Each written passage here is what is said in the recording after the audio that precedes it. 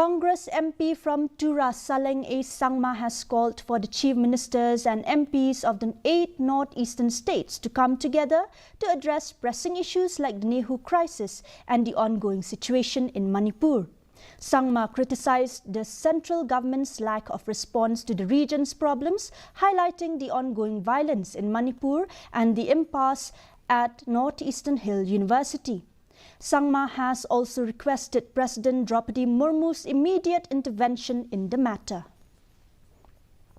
Lots of people are dying, but yet they have not addressed it till now. NEHU, it seems like they don't bother about it. So that's why we are pushing hard.